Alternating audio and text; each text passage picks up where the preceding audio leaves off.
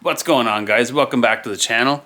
Hope you guys had a good ride season, good summer. Mine was really good. I did a little bit of racing, a lot of riding, so that was awesome. I had a little bit of a issue with my race bike, my 250F there, so I had some troubleshooting to do with that, so I didn't get to ride it much. But I'll show you guys a little bit of footage here of one of the last races I went to.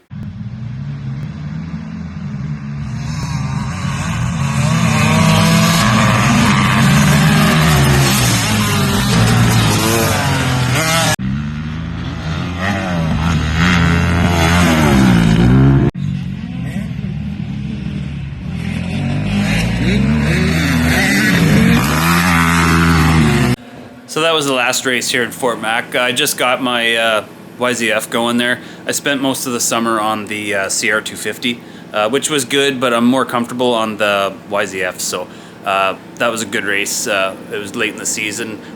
Shout out to Maddie for sending me those clips. That was awesome. So if you ever watch this, Maddie, thanks a lot.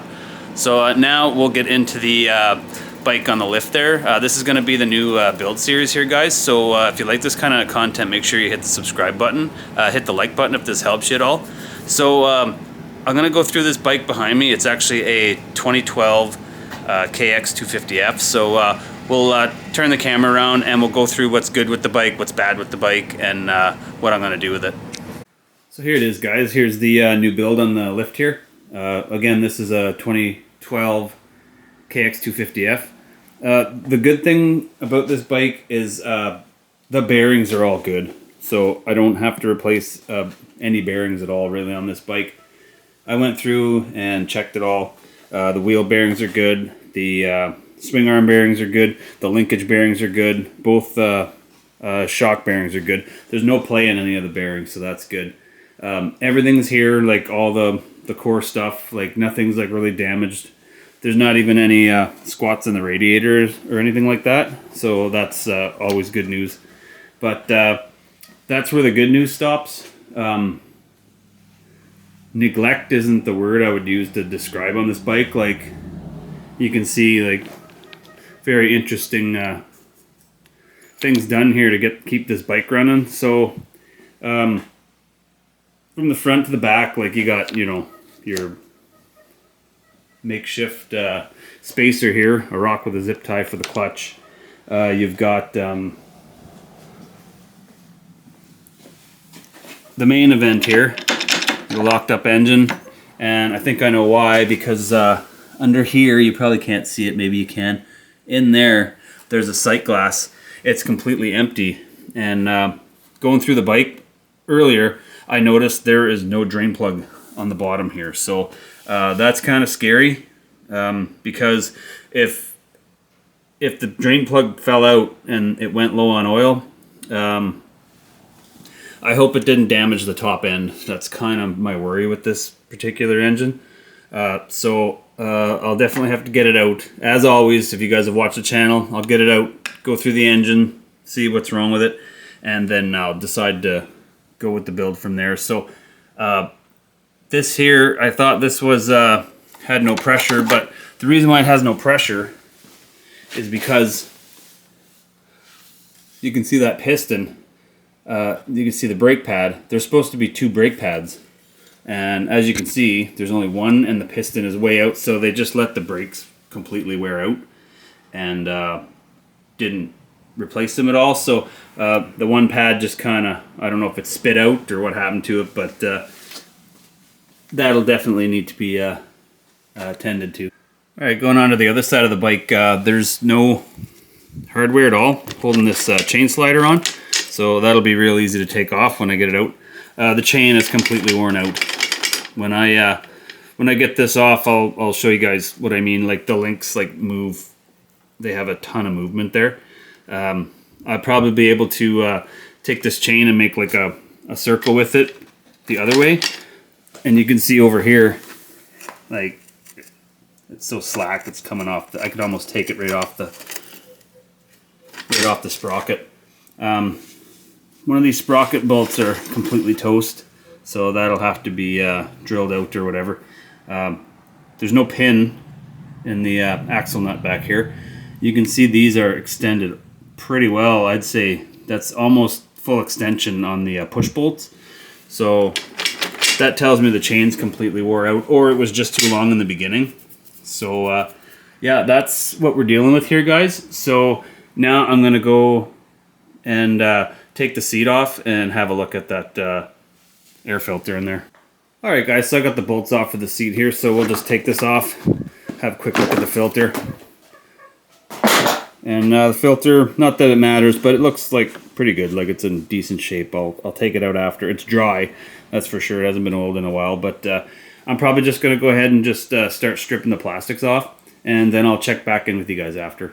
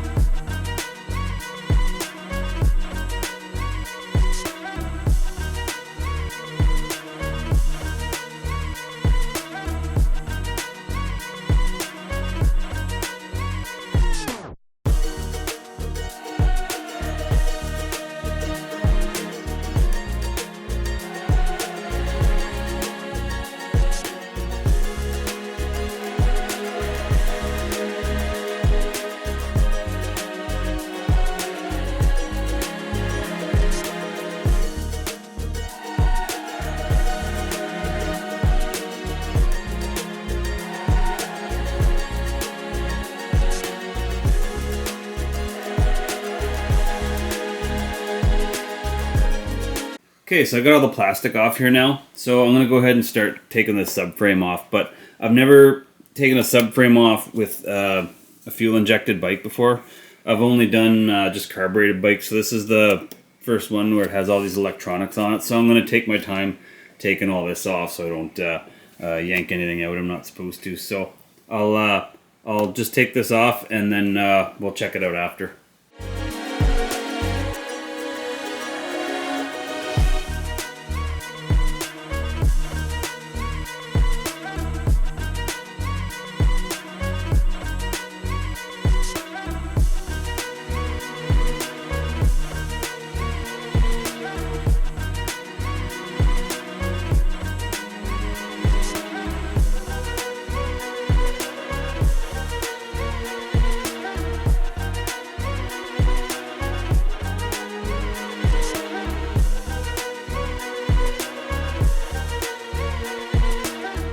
Alright, so I got the subframe off here, guys. If you're doing one of these injected bikes, just keep in mind there's more connections than like a two-stroke or an older carb bike. So attached to this alone was, I think, has something to do with like the injection sensor, or the injector might be powered. This is for fuel.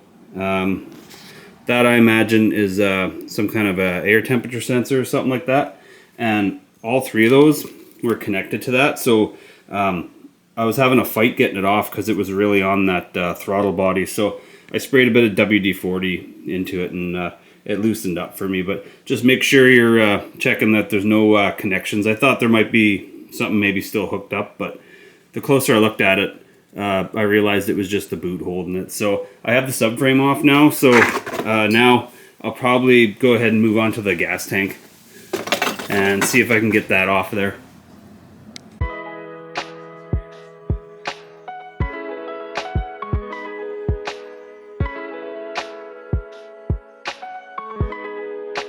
So as you can see, guys, I got the fuel tank off here. So make sure if you're doing a job like this, take lots of pictures of like where everything's kind of sitting after you take the fuel tank off, because there's a lot going on in here compared to some other bikes that I've had to deal with. Like there's connectors, more connectors here, there. There's these little things in the frame holding up the cables and everything. So just make note of where those go for when you put it back together. It'd be easier to put back together for you. So now I'm going to go ahead off camera. I'm just going to drain the coolant here. If you're looking for the coolant drain on these bikes, it's usually, I'm going to say it's this one here. There's no crush washer. Maybe it's this one here. Maybe that's where the crush washer is. This might be a case bolt, actually. Usually the coolant drain bolt has a crush washer, so just look for that when you're draining these. The reason why I'm going to drain that first is because it's going to be a lot easier to take these rads off. Then you can get all the electrical out after that. So I got the coolant plug pulled there, guys, and it was this one right here. This is a case bolt, so that one there with the crush washer was the coolant drain, but that's what came out of it, so that tells you a lot right there. So I'm going to go ahead and pull this pipe off, and then I'm going to start pulling hoses for these rads and get the rads off.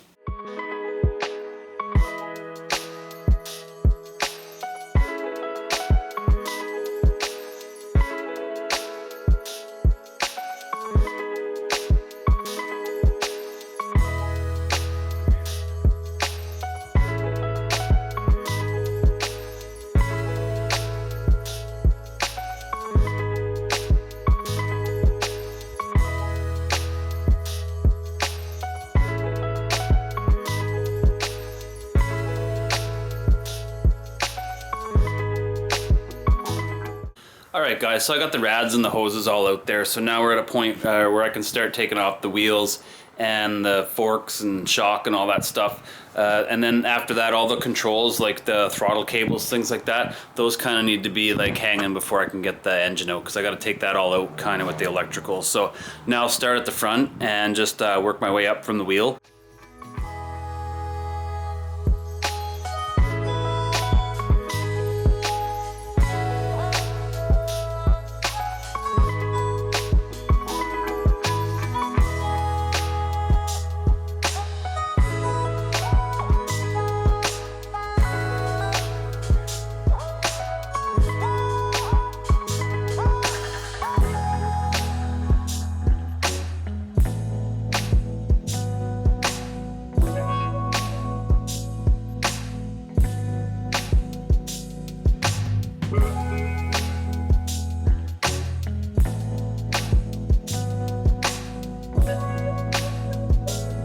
Okay guys, so we're making great progress here. So all the front end is basically stripped apart now.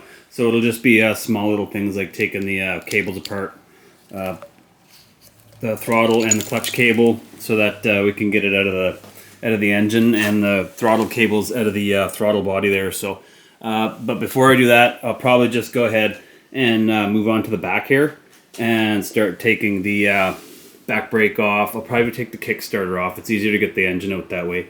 Obviously I have to take off the rear shock, and then I'll take the throttle body out after, and then I'll just move my way back from there and take everything apart.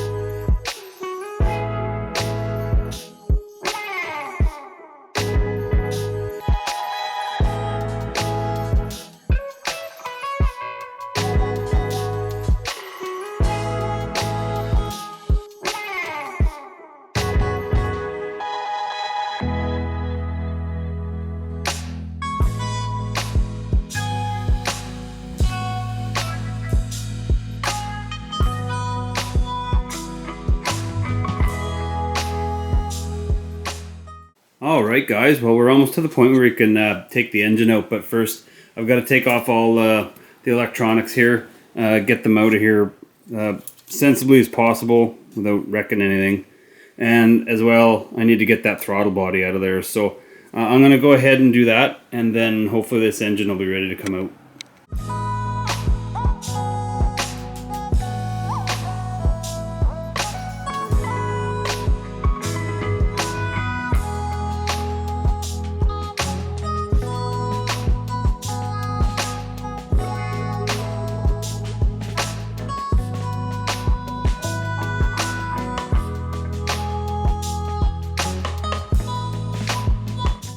Alright guys, so there it is. The good news is I got the bike stripped down to the frame. I got the engine on the bench there, but the bad news is I got a ton of tools to put away and a bunch of stuff to organize here. So in the next video, I'll definitely go through this and see what's left of it, see if the bike build is worth doing. So until then, I'm going to be just kind of bagging and tagging everything the best I can, and then we'll go from there. So with all that done, I'm going to call that a video, guys. So if you're new here, you know the drill. Subscribe, like if you like the video. And as always, guys, thanks for watching, and we'll see you in the next one.